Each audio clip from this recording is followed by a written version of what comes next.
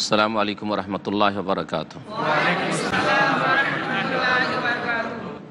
আলহামদুলিল্লাহ রবিল আলমিন ওসলাত ওসালাম আলা সঈদুল মুরসলিন নবীনা মোহাম্মদ ওয়ালা আলিহি ওসাহবি আজমাইন রব্বিশরাহলি সদরি ওয়াইসিরলি আমরি ওয়াহলুল উকদাতাম মিন লিসানি ইয়াফকাহু কওলি। আম্মা বাদ, ফাউযু বিল্লাহি মিনাশ শাইতানির রাজীম। বিসমিল্লাহির রহমানির রহিম। সূরাতুন আনজালনাহা ওয়া ফারাদনাহা ওয়া আনজালনা ফিহা আয়াতিন বাইয়িনাতিন লাআল্লাকুম তাযাক্কারুন। আয-যানিয়াতু ওয়াজ-যানি ফাজলিদু কুল্লা ওয়াহিদিন মিনহুমা মিআতা জালদাহ ওয়া লা তা'খুযকুম বিহিমা রা'ফাতুন ফি দীনিল্লাহ ইন কুনতুম তু'মিনুনা বিল্লাহি ওয়াল ইয়াউমিল আখির ওয়ালিয়াশহাদ আযাবাহুম তায়িফাতুম মিনাল মুমিনিন। সম্মানিত ভাতৃমণ্ডলী, আল্লাহ পাক রব্বুল আলামিনের সমস্ত প্রশংসা যে আল্লাহ পাক আমাদের সৃষ্টি করেছেন এবং আমাদের হিদায়াত দান করেছেন এবং আমাদের চরিত্র গঠনের জন্য আল্লাহ পাক তার শরীয়ত নাজিল করেছেন, যাতে সমস্ত রকমের আল্লাহ পাক বিধিবিধান নাজিল করে সর্বস্তরের মানুষের সংশোধন করতে চেয়েছেন। সালাত এবং সালাম নাজিল প্রিয় নবী সাল্লাল্লাহু আলাইহি সাল্লামের উপর, যিনি মানব জাতির চরিত্র গঠন করার জন্য রহমত স্বরূপ প্রেরিত হয়েছিলেন।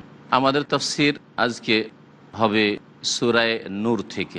এই সূরাতুন নূর, এই সূরার নামকরণ এই জন্য নূর বলে হয়েছে যে এই সূরার একটি আয়াত যা আমাদের তাফসীরে আসবে, তাতে নূর শব্দটি আল্লাহ পাক উল্লেখ করেছেন একাধিকবার। আল্লাহ নূরুস সামাওয়াতি ওয়াল আরদ, এখান থেকে এই সূরার নাম নেওয়া হয়েছে। আর এই সূরার বিষয়বস্তু একাধিক, তবে মুখ্য বিষয়বস্তু হচ্ছে মানুষের চরিত্র গঠন। বিশেষ করে এই সূরায় সূরা নূর আর সূরা আহজাব, সূরা নিসা, সূরা তালাক, এই চারটি সূরায় নারী সংক্রান্ত বিধিবিধান মাসাইল আল্লাহ পাক রব্বুল আলামিন বর্ণনা করেছেন। এই সূরা মাদানী সূরা, মদিনার যুগে ৫ম হিজরিতে অথবা ৬ষ্ঠ হিজরির প্রথম দিকে এই সূরা নাজুল হয়েছে। নবী করিম সাল্লাল্লাহু আলাইহি সাল্লামের বনুল মুস্তালিক যুদ্ধ, যার অপর নাম মোরাইসির যুদ্ধ, এই যুদ্ধে বিশেষ একটি অপ্রীতিকর ঘটনা ঘটেছিল মিথ্যা অপবাদের। আয়েশা সিদ্দিকা রাদিয়াল্লাহু তাআলা আনহার ওপর মুনাফিকদের পক্ষ থেকে আর তাদের প্রোপাগান্ডায় অনেক মুসলিমরাও বিব্রত এবং বিভ্রান্ত হয়ে গেছিল, যাদের দুই একজনের কথা হাদিসে উল্লেখ করা হয়েছে। তো এসব মাসাইল এতে রয়েছে। আর এই ঘটনা ঘটেছিল এই মোরাইসির যুদ্ধে। আর মোরাইসির যুদ্ধ হয়েছে ৫ম হিজরিতে, খন্দকের যুদ্ধের পরে। তো আল্লাহ পাক রব্বুল আলামিন এই সূরায় বিভিন্ন বিধিবিধান উল্লেখ করেছেন, যেসবের মাধ্যমে চরিত্র গঠন হয় মানুষের। বিশেষ করে জেনা, ব্যভিচার, এই রকমের বড় অপরাধে না কোনো মানুষ লিপ্ত হবে, আর না কোনো মানুষকে এইরকম অপরাধে জড়িত নয় সন্দেহের ভিত্তিতে চড়িয়ে দেবে, মিথ্যা অপবাদ দিয়ে দেবে। এটাও অপরাধ। সামান্য একটু সন্দেহ হয়েছে, একটু কিছু এরকম দেখেছে, তখন সেটাকে আর একটু বাড়িয়ে বেশি করে বর্ণনা করে দিল যে অমুককে আমি ব্যভিচারে দেখেছি, অথবা এরকম চরিত্র তার আছে। এই মিথ্যা অপবাদের শাস্তির কথা আল্লাহ পাক রব্বুল আলামিন এই সূরাতে উল্লেখ করেছেন। এই রকমই আল্লাহ না করে কোনো পুরুষ যদি তার স্ত্রীকে পাপ কাজে দেখে, একাই দেখলো, আর শরীয়তের বিধান হচ্ছে যে জেনা, ব্যভিচার সাব্যস্ত করার জন্য কমপক্ষে 4 জন সাক্ষী লাগবে। অন্য সমস্ত মানুষের আদান প্রদানের ক্ষেত্রে 2টো সাক্ষী যথেষ্ট। ধন সম্পদ, যতই টাকার কেস হোক না কেন, যতই বড় বিষয় হোক না কেন, 2টো সাক্ষী যথেষ্ট। কিন্তু ব্যভিচার প্রমাণ করার জন্য 4টি সাক্ষী লাগবে।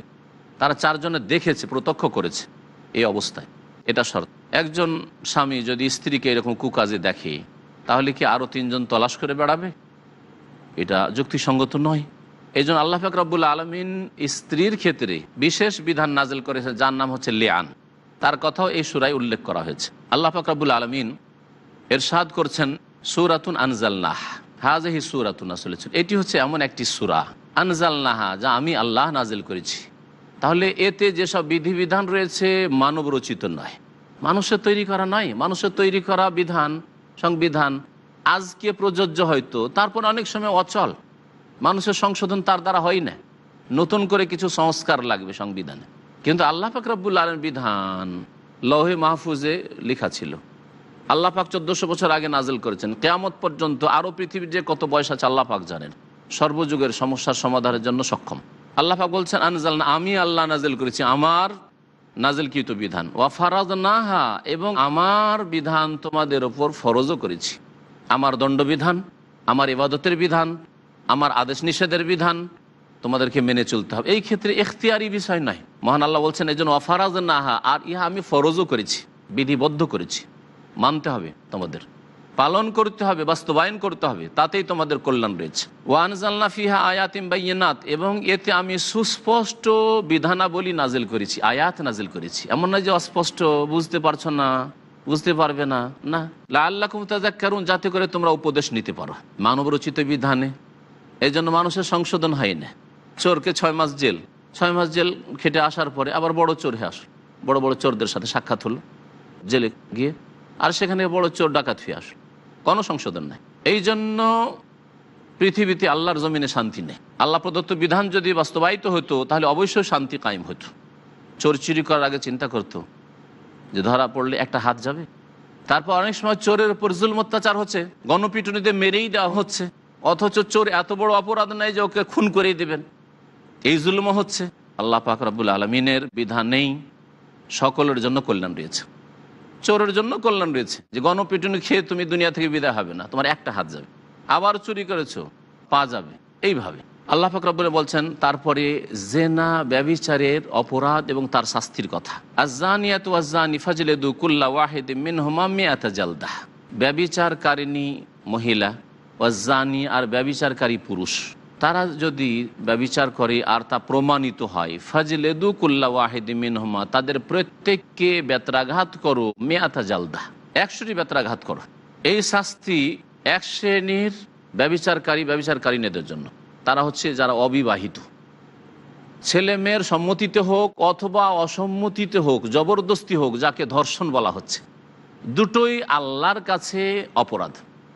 যদিও অপরাধে পার্থক্য আছে, কিন্তু দুটোই বড়ই কাবিরা গুনাহ। যেখানে হোক না কেন চরম অপরাধ জেনা ব্যভিচার। সম্মতি থাক, তারপরে চরম অপরাধ। মানব রচিত বিধান কখনো শান্তি এনে দিতে পারে না। পক্ষান্তরে ইসলামে জবরদস্তি হোক আর সম্মতিতে হোক, শাস্তি একই রকমের দণ্ডবিধানের শাস্তি।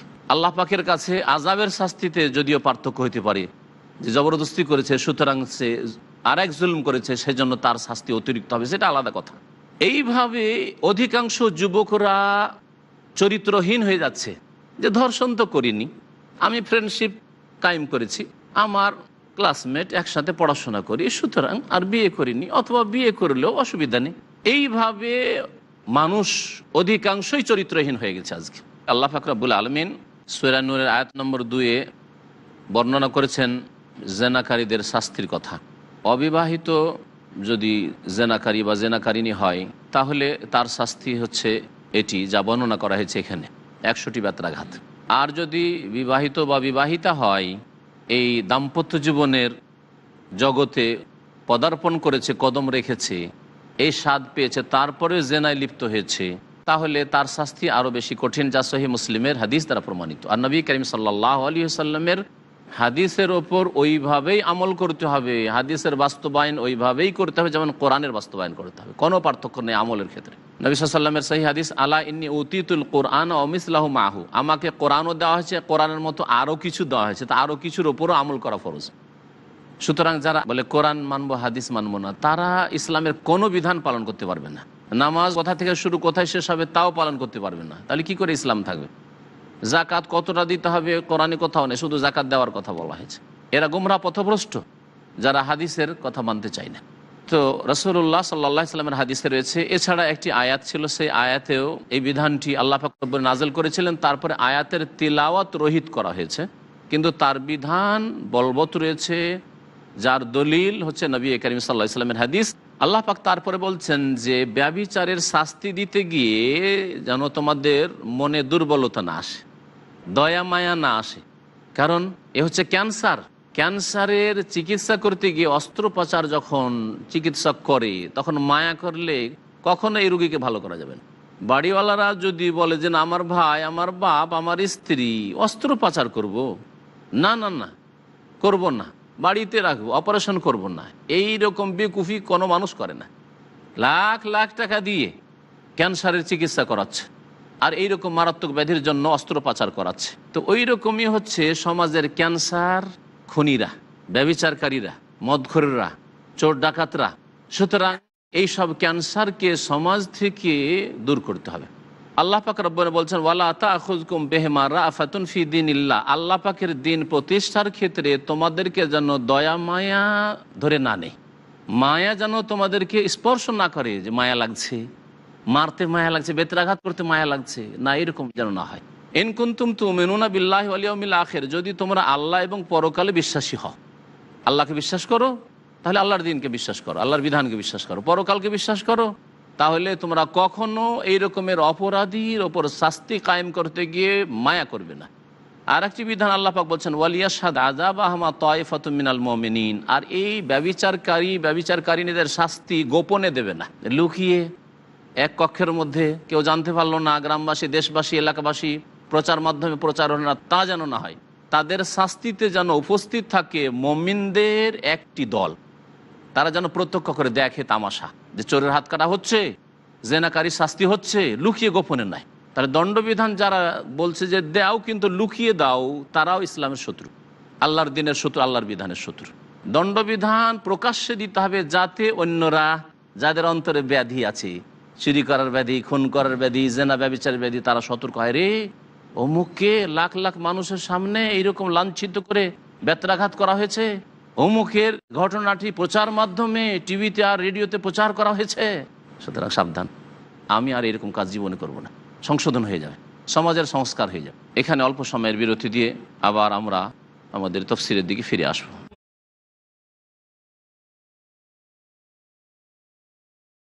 সম্মানিত ভাতৃমণ্ডলী, ফিরে আসি আমাদের আলোচনার দিকে। আল্লাহ পাক রব্বুল আলামিন সূরা নূরের আয়াত নম্বর 2-এ বর্ণনা করেছেন জেনাকারীদের শাস্তির কথা। অবিবাহিত যদি জেনাকারী বা জেনাকারিনী হয়, তাহলে তার শাস্তি হচ্ছে এটি যা বর্ণনা করা হয়েছে এখানে, 100টি বেত্রাঘাত। আর যদি বিবাহিত বা বিবাহিতা হয়, এই দাম্পত্য জীবনের জগতে পদার্পণ করেছে, কদম রেখেছে, এই স্বাদ পেয়েছে, তারপরে জেনায় লিপ্ত হয়েছে, তাহলে তার শাস্তি আরও বেশি কঠিন, যা সহিহ মুসলিমের হাদিস দ্বারা প্রমাণিত। আর নবী করিম সাল্লাল্লাহু আলাইহি ওয়াসাল্লামের হাদিসের ওপর ওইভাবেই আমল করতে হবে, হাদিসের বাস্তবায়ন ওইভাবেই করতে হবে যেমন কোরআনের বাস্তবায়ন করতে হবে, কোনো পার্থক্য নেই আমলের ক্ষেত্রে। নবী সাল্লাল্লাহু আলাইহি ওয়াসাল্লামের সহিহ হাদিস, আলা ইন্নী উতিতুল কুরআন ওয়া মিসলাহু মাহু, আমাকে কোরআনও দেওয়া হয়েছে, কোরআনের মতো আরও কিছু দেওয়া হয়েছে, তা আরও কিছুর ওপরও আমল করা ফরজ। সুতরাং যারা বলে কোরআন মানবো, হাদিস মানবো না, তারা ইসলামের কোনো বিধান পালন করতে পারবে না। নামাজ কোথা থেকে শুরু কোথায় শেষ হবে তাও পালন করতে পারবে না, তাহলে কি করে ইসলাম থাকবে?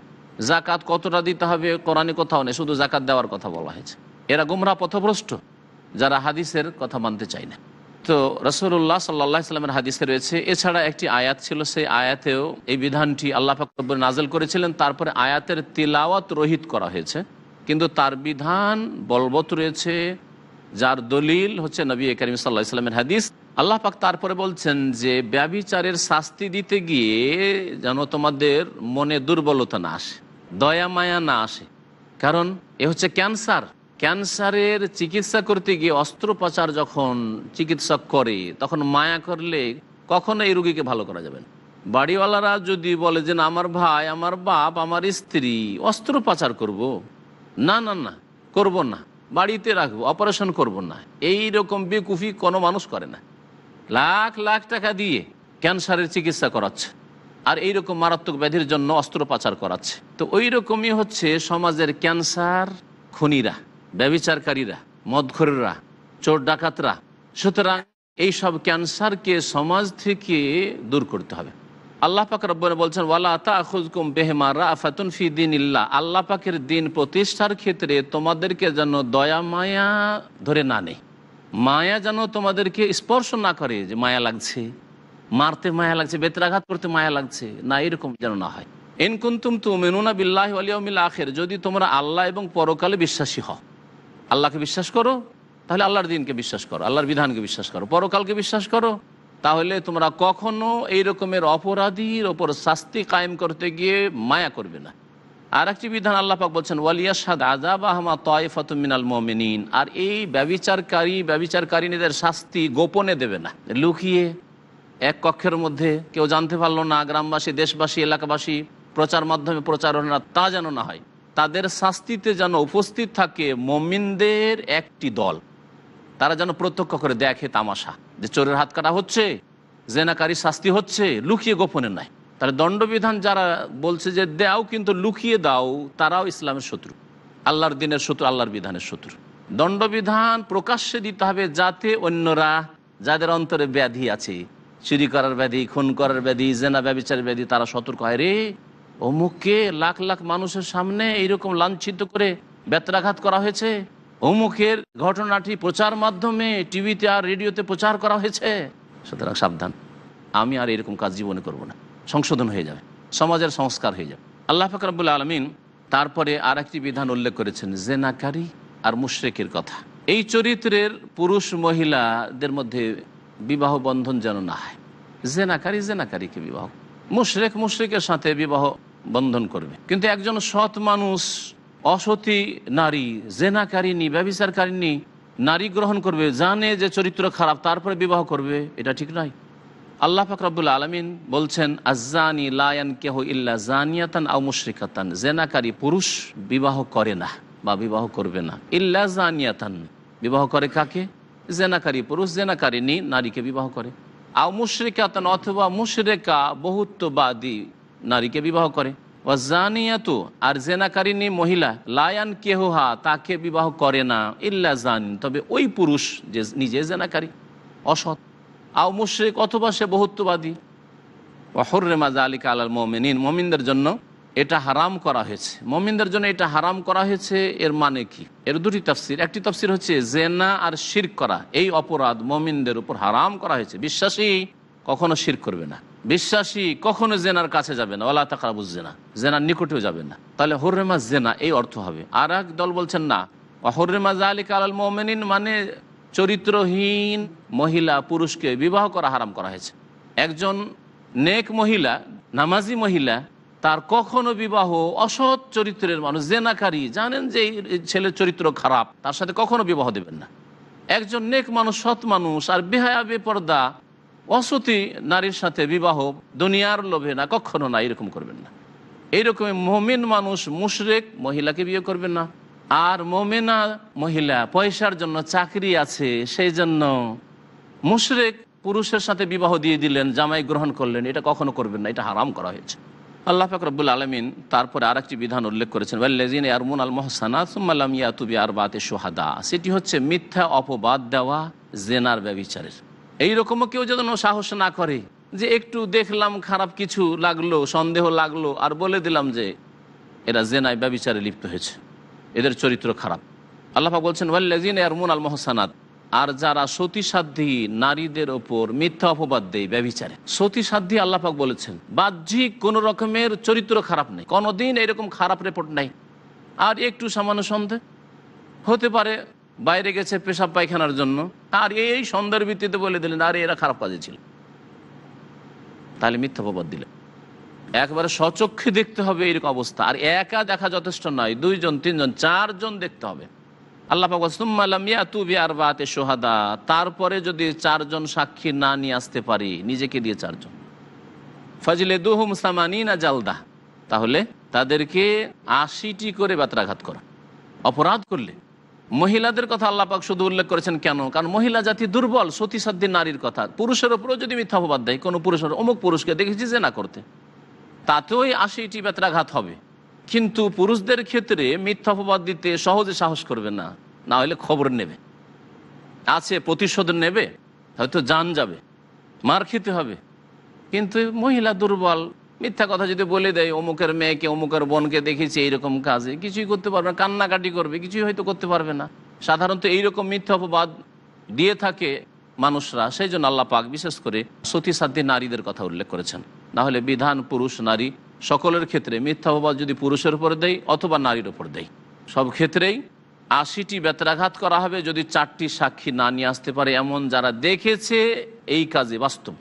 আল্লাহ পাক রব্বুল আলামিন তারপরে বলছেন, ওয়ালা তাকবালু লাহুম শাহাদাতান আবাদা, যারা এইরকম মিথ্যা অপবাদ দেয় তাদের সাক্ষী কখনো গ্রহণ করিও না, এরা ফাসিক, উলাইকাহুল ফাসিকুন, এরাই হচ্ছে পাপাচারী, পাপিষ্ট। আল্লাহ পাক 3টি কথা তাহলে এখানে 3টি শাস্তির কথা উল্লেখ করেছেন।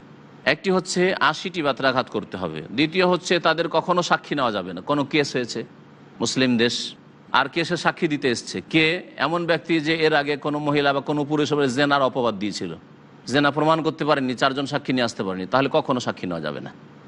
তৃতীয় শাস্তি হচ্ছে যে সেই ব্যক্তি দুনিয়াতে ফাসেক পাপিষ্ট ওর নাম, আর আল্লাহর কাছে ফাসেক হয়ে উঠবে যদি তওবা না করে।